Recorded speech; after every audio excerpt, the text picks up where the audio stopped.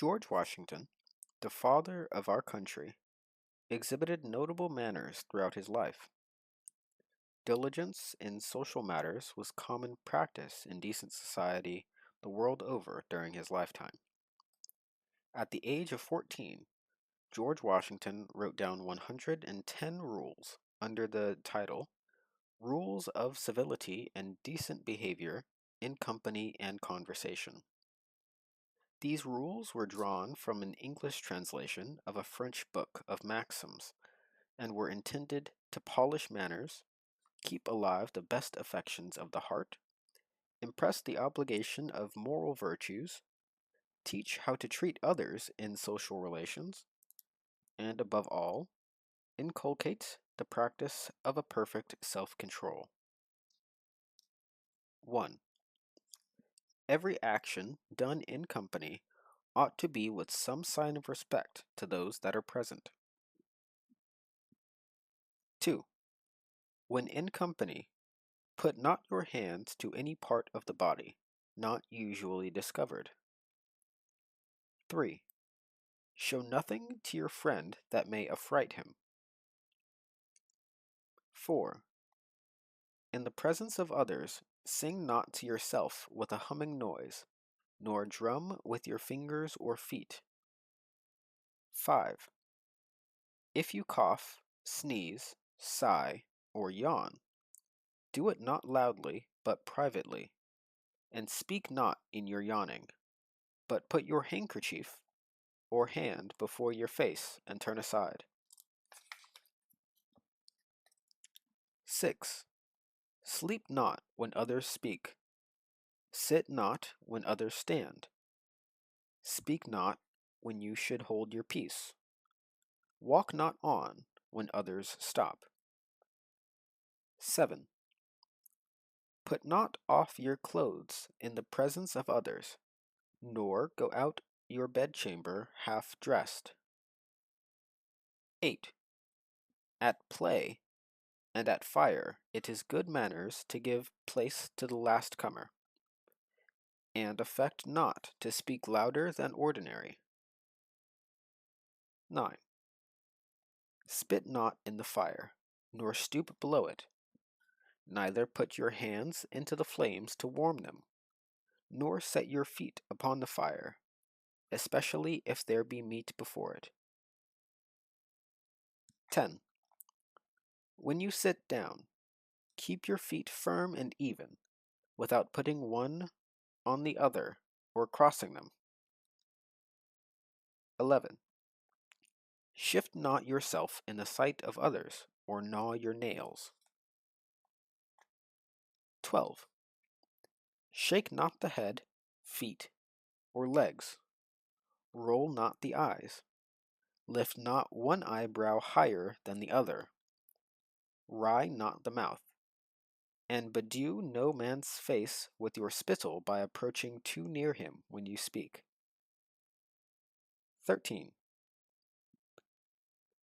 Kill no vermin as fleas, lice, ticks, etc., in the sight of others. If you see any filth or thick spittle, put your foot dexterously upon it. If it be upon the clothes of your companions, put it off privately. And if it be upon your own clothes, return thanks to him who puts it off. 14. Turn not your back to others, especially in speaking. Jog not the table or desk on which another reads or writes. Lean not upon any one. 15. Keep your nails clean and short, also your hands and teeth clean, yet without showing any great concern for them. 16. Do not puff up the cheeks, loll not out the tongue, rub the hands or beard, thrust out the lips or bite them, or keep the lips too open or close. 17. Be no flatterer, neither play with any that delights not to be played with. 18. Read no letters, books, or papers in company, but when there is a necessity for the doing of it, you must ask leave. Come not near the books or writings of another so as to read them or give your opinion on them unasked. Also, look not nigh when another is writing a letter. 19. Let your countenance be pleasant, but in serious matters somewhat grave. 20. The gestures of the body must be suited to the discourse you are upon. 21. Reproach none for the infirmities of nature, nor delight to put them that have in mind thereof. 22. Show not yourself glad at the misfortunes of another, though he were your enemy. 23. When you see a crime punished, you may be inwardly pleased, but always show pity to the suffering offender. 24. Do not laugh too much or too loud in public. 25. Superfluous compliments and all affectation of ceremony are to be avoided, yet where due, they are not to be neglected. 26. In pulling off your hat to persons of distinction, as noblemen, justices, churchmen, etc., make a reverence, bowing more or less according to the custom of the better bred and quality of the person. Among your equals, expect not always that they should begin with you first, but to pull off your hat where there is no need is affectation. In the matter of saluting and resoluting in words, keep to the most usual common custom. 27. 'Tis ill manners to bid one more eminent than yourself to be covered, as well as to not do it to whom it's due. Likewise, he that makes too much haste to put on his hat does not well, yet he ought to put it on at the first, or at most the second time of being asked. Now, what is herein spoken of qualification in behavior in saluting ought to be observed in taking of place, and sitting down for ceremonies without bounds is troublesome. 28. If anyone come to speak to you while you are sitting, stand up, though he be your inferior, and when you present seats, let it be to everyone according to his degree. 29. When you meet with one of greater quality than yourself, stop and retire, especially if it be a door or any straight place to give way for him to pass. 30. In walking, the highest place in most countries seems to be on the right hand. Therefore, place yourself on the left of him whom you desire to honor. But if three walk together, the mid place is the most honorable. The wall is usually given to the most worthy if two walk together. 31. If anyone far surpasses the others, either in age, estate, or merit, yet would give place to one meaner than himself in his own lodging, the one ought not to accept it, so he, on the other hand, should not use much earnestness nor offer it above once or twice. 32. To one that is your equal, or not much inferior, you are to give the chief place in your lodging, and he to whom it is offered ought at the first to refuse it. but at the second to accept, though not without acknowledging his own unworthiness.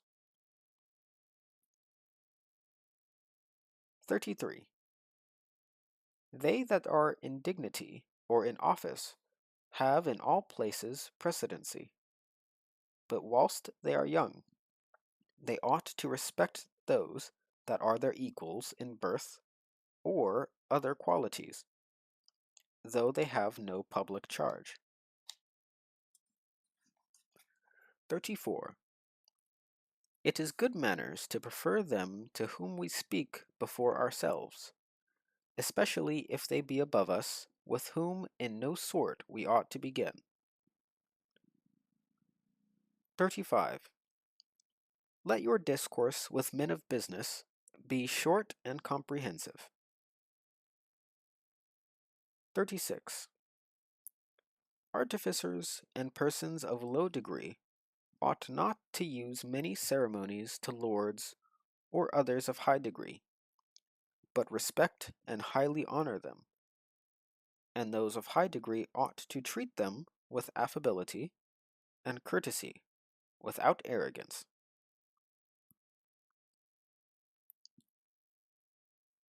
37. In speaking to men of quality, do not lean, nor look them full in the face, nor approach too near them. At least keep a full pace from them. 38. In visiting the sick, do not presently play the physician, if you be not knowing therein. 39. In writing or speaking, give every person his due title according to his degree and the custom of the place.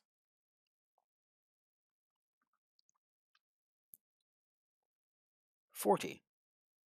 Strive not with your superiors in argument, but always submit your judgment to others with modesty. 41. Undertake not to teach your equal in the art himself professes. It savors of arrogance. 42.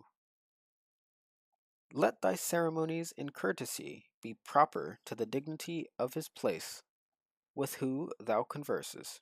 For it is absurd to act the same with a clown and a prince. 43. Do not express joy before one sick or in pain, for that contrary passion will aggravate his misery. 44.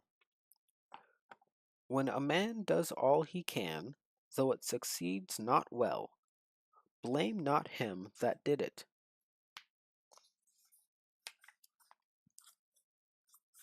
45.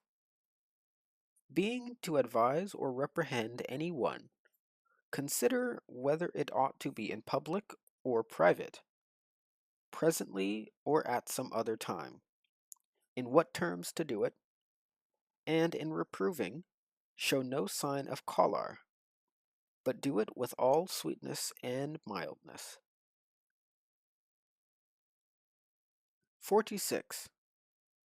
Take all admonitions thankfully in what time or place soever given, but afterwards, not being culpable, take a time and place convenient to let him know that gave them. 47. Mock not, nor jest at anything of importance. Break no jests that are sharp biting, and if you deliver anything witty and pleasant, abstain from laughing thereat yourself. 48. Wherein you reprove another, be unblameable yourself, for example is more prevalent than precepts. 49. Use no reproachful language against any one, neither curse nor revile. 50. Be not hasty to believe flying reports to the disparagement of any. 51. Wear not your clothes foul, ripped, or dusty, but see that they be brushed once every day at least, and take heed that you approach not to any uncleanness. 52. In your apparel be modest, and endeavor to accommodate nature, rather than to procure admiration. Keep to the fashion of your equals, such as are civil and orderly, with respect to times and places. 53. Run not in the streets, neither go too slowly, nor with your mouth open. Go not shaking your arms, kick not the earth with your feet. Go not upon the toes or in a dancing fashion. 54. Play not the peacock, looking everywhere about you, to see if you be well decked. If your shoes fit well, if your stockings sit neatly, and clothed handsomely. 55. Eat not in the streets, nor in the house out of season. 56. Associate yourself with men of good quality, if you esteem your own reputation, for it is better to be alone than in bad company. 57. In walking up and down in a house, only with one in company, if he be greater than yourself, at the first give him the right hand, and stop not till he does, and be not the first that turns.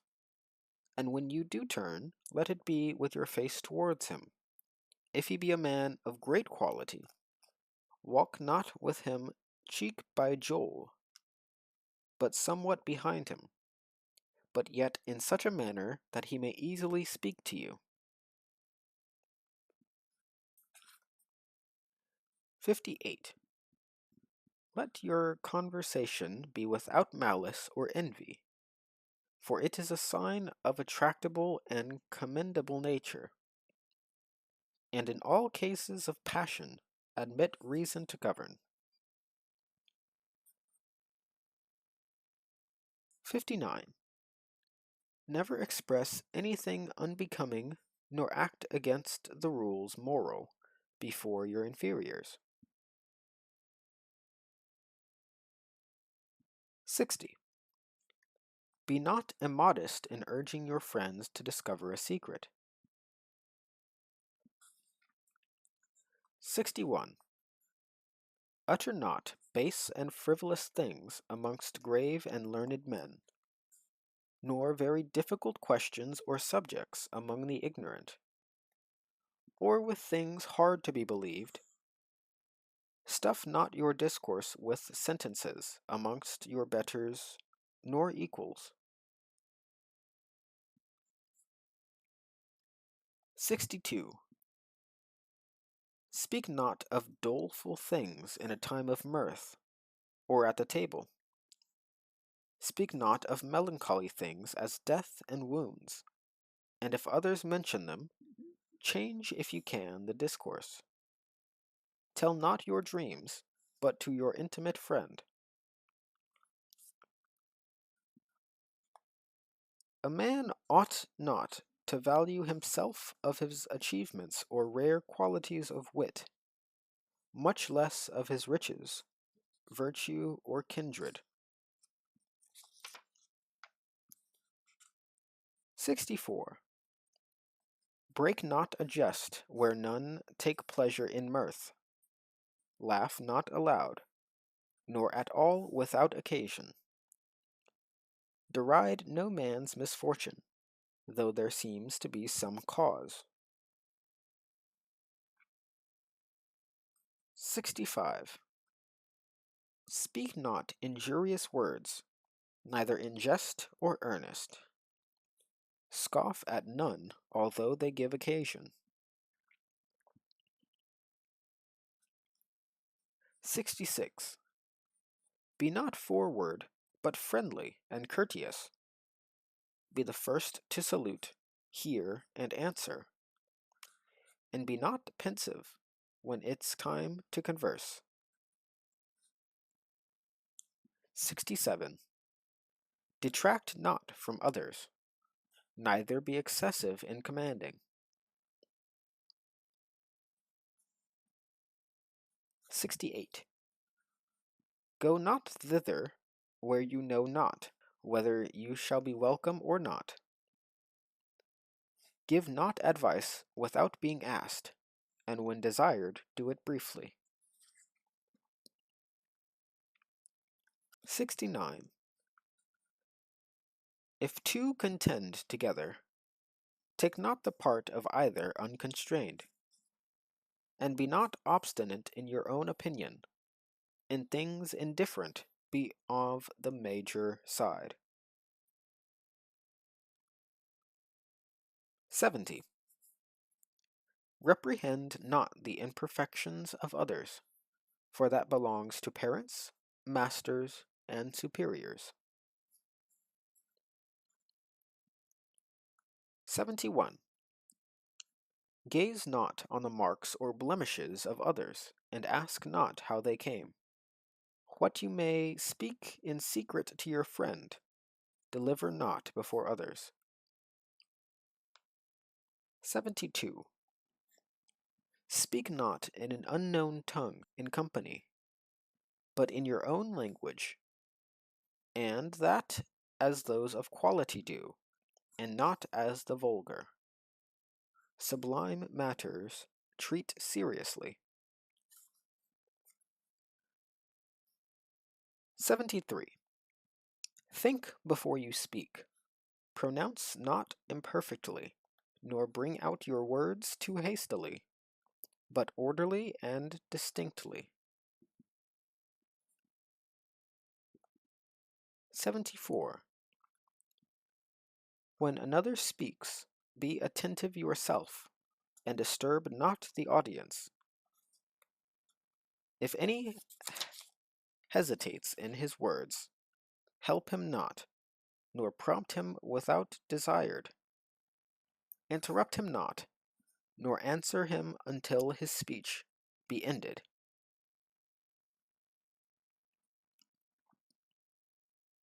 75. In the midst of discourse, ask not of what one treateth, but if you perceive any stop because you are coming, you may well entreat him to gently proceed. If a person of quality comes in while you are conversing, it is handsome to repeat what was said before. 76. While you are talking, point not with your finger at him of whom you discourse, nor approach too near him to whom you talk, especially to his face. 77. Treat with men at fit times about business, and whisper not in the company of others. 78. Make no comparisons, and if any of the company be commended for any brave act of virtue, commend not another for the same.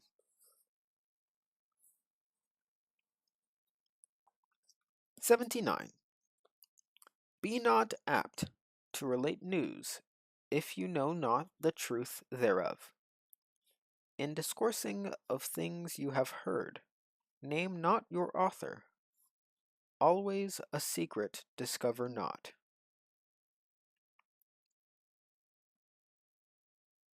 80. Be not tedious in discourse or in reading, unless you find the company pleased therewith.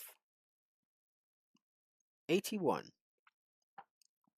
Be not curious to know the affairs of others, neither approach those that speak in private. 82. Undertake not what you cannot perform, but be careful to keep your promise.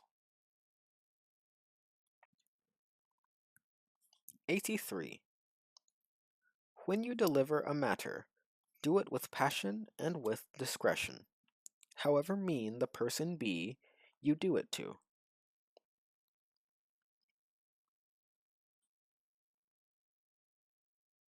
84. When your superiors talk to any body, hearken not, neither speak nor laugh. 85. In company of those of higher quality than yourself, speak not until you are asked a question. Then stand upright, put off your hat, and answer in few words.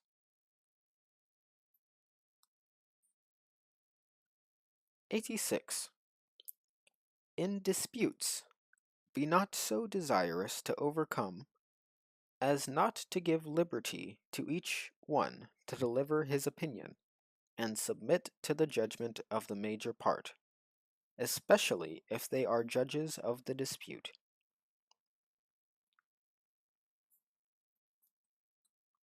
87. Let thy carriage be such as becomes a man, grave, settled, and attentive to that which is spoken. Contradict not at every turn what others say. 88. Be not tedious in discourse, make not many digressions, nor repeat often the same manner of discourse. 89.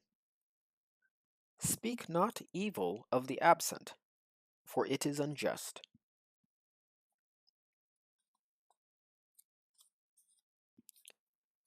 90.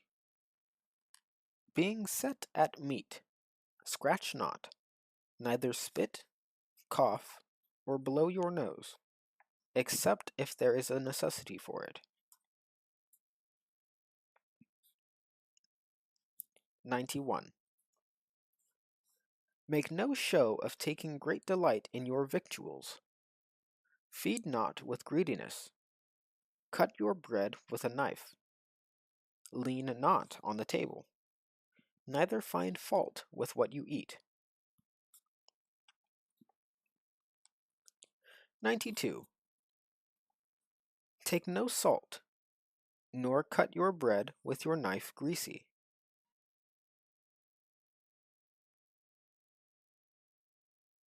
93. Entertaining anyone at the table, it is decent to present him with meat. Undertake not to help others undesired by the master.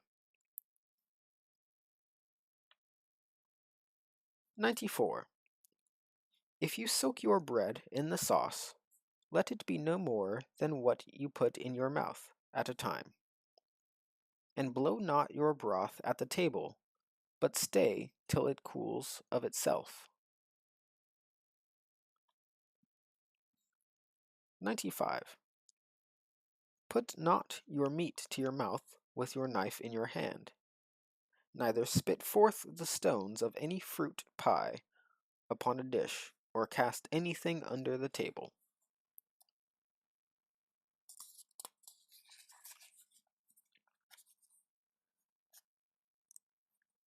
96. It is unbecoming to stoop too much to one's meat. Keep your fingers clean.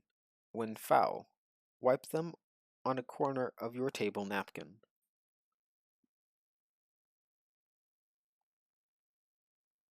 97. Put not another bit into your mouth till the former be swallowed. Let not your morsels be too big. 98. Drink not, nor talk with your mouth full. Neither gaze about you while you are drinking.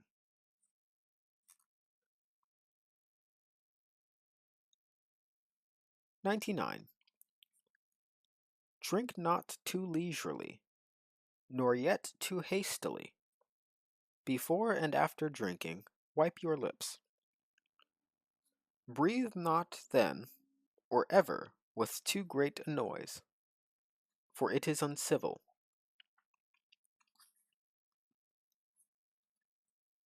100.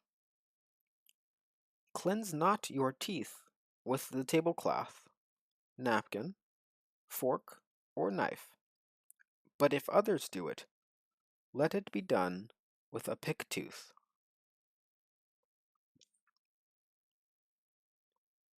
101.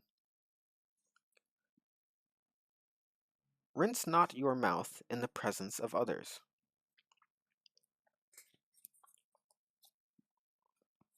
102. It is out of use to call upon the company often to eat, nor need you drink to others every time you drink. 103. In company of your betters, be not longer in eating than they are. Lay not your arm, but only your hand upon the table. 104. It belongs to the chiefest in company to unfold his napkin and fall to meat first. But he ought then to begin in time, and to dispatch with dexterity, that the slowest may have time allowed him.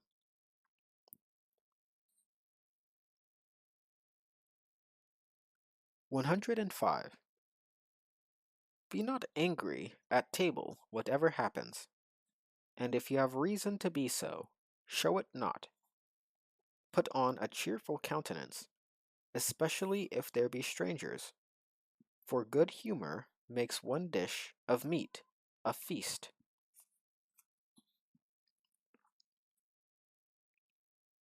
106. Set not yourself at the upper end of the table, but if it be your due, or that the master of the house should have it so, contend not, lest you should trouble the company.